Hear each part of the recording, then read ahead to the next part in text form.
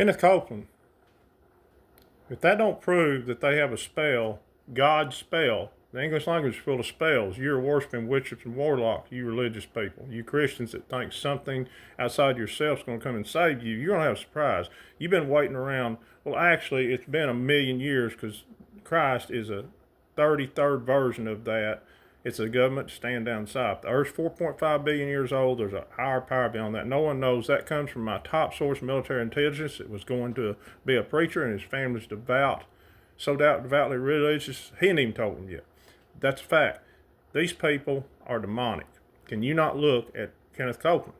I live in Quitman, Arkansas, 8 miles north of me, on Diamond Bluff Estate. Ironically enough, it is where Windstream Verizon started. My dad, you've heard me on videos before, was one of the first employees of Allied Phone Company that started in the late 50s and eventually become Alltel, then Windstream, then Verizon.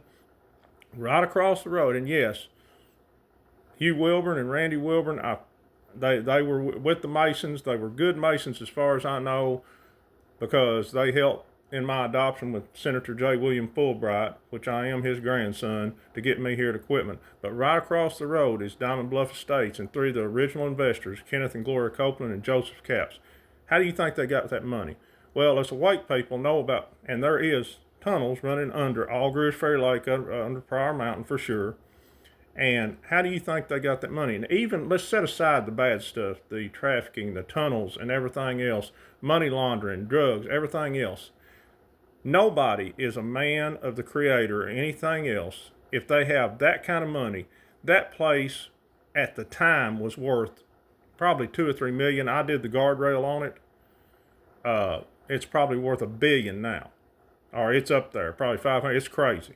Nobody is a man of the Creator or a true man of the true Christ, Yahshua, if they are sitting and have that kind of money on their jet planes with their people in their congregation of the church, and millions of people that watch them who can't pay their own bills. Wake up. They're not for you. They're Masons. Watch their symbolism. All their people in the field helping these children over in Africa, when they start out, watch them. They'll point to the eye. They'll do that one-eye guide sign. Wake the hell up. There is no one of y'all, not one of y'all, and I'm talking about other belief systems too. All belief systems made by man. Buddha, the Middle East, everything else made by man.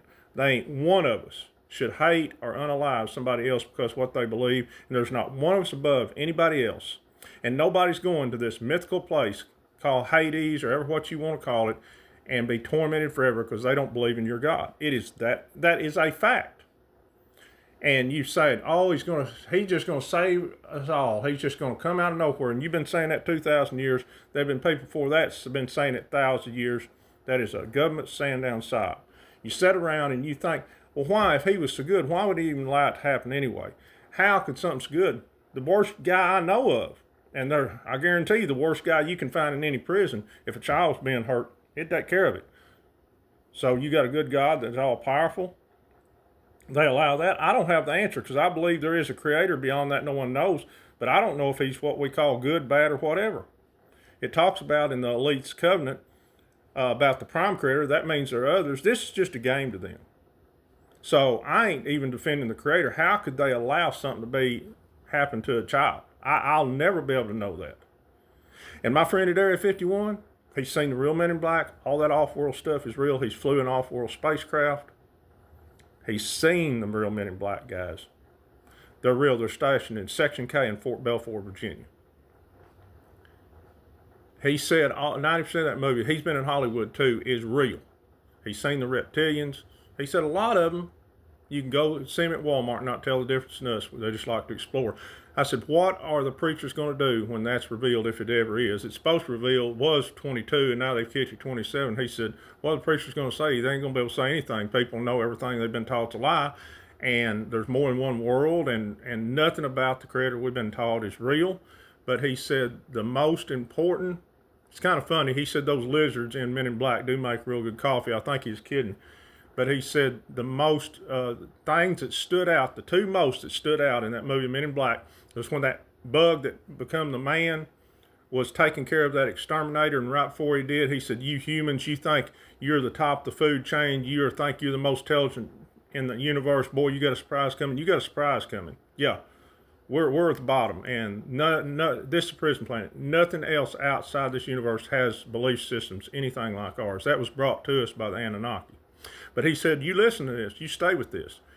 He said the most important thing about the end of the movie Men in Black is when those eyeballs popped up and they was playing marbles with Earth. He's telling us that's just a game to these beings that run the Earth.